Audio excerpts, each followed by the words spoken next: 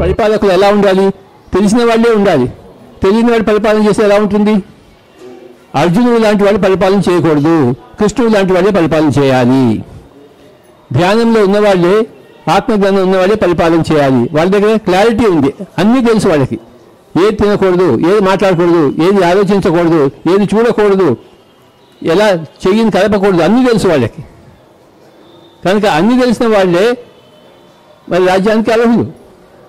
అందుకే ప్రేమ పార్టీ స్థాపింపబడిసింది. కృష్ణ రాజ్యం రావాలి, రామరాజ్యం రావాలి, సోక్రటీస్ రాజ్యం రావాలి, బుద్ధుడి రాజ్యం రావాలి. బుద్ధుడు తిరిగి తన రాజ్యానికి వెళ్ళి రాజ్యం చేయాలి. అలాంటి వాళ్ళు రాజ్యం చేయాలి. అందుకోసమే మనం పెట్టింది మన పిరమిడ్ పార్టీ ఆఫ్ ఇండియా. మనమంతా ధ్యానం చేసి బుద్ధులమయ్యాం. బుద్ధులు అయిన తర్వాత మళ్ళీ సన్యాసిగానే ఉండిపోకూడదు.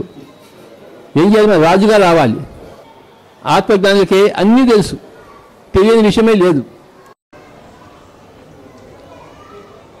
ఫస్ట్ ధ్యానం పెడుతుంది, ధ్యానం నుంచి ధ్యాన పరిపాలకులు పడతారు.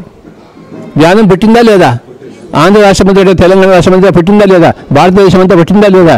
ప్రపంచం అంతా మనం తిరిగి చెప్తున్నామా లేదా? కనుక ఈ ధ్యానాన్ని మనం చెప్తున్నాము, అందరూ చేస్తున్నారు. నెక్స్ట్ స్టెప్ ఏంటంటే ధ్యానం పార్టీ గురించి చెప్తున్నాము, అందరూ చేస్తారు, అందరికీ తెలిసిపోతుంది. ఇంకో నెక్స్ట్ ఎలక్షన్స్ లోపల ప్రజలందరూ ధ్యానం అయిపోతారు. అప్పుడు ఏ పార్టీ వస్తుంది చెప్పండి?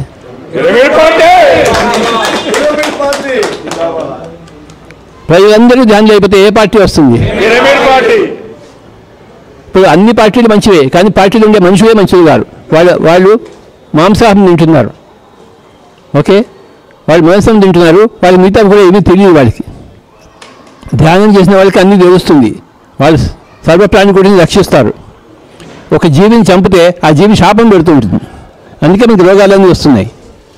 చంపడం ఒక తప్పు, చంపిన దాన్ని ఆ శవాన్ని తినడం రెండవ తప్పు.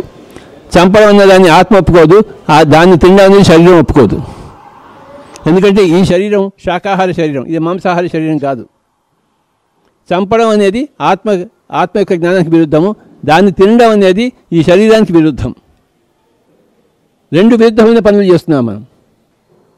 ఇదే మాస్టర్స్ అందరికీ మరి నా యొక్క సందేశము. అందరికీ నమస్కారం. Bye bye. మళ్ళీ అసెంబ్లీలో కలుసుకుందాం.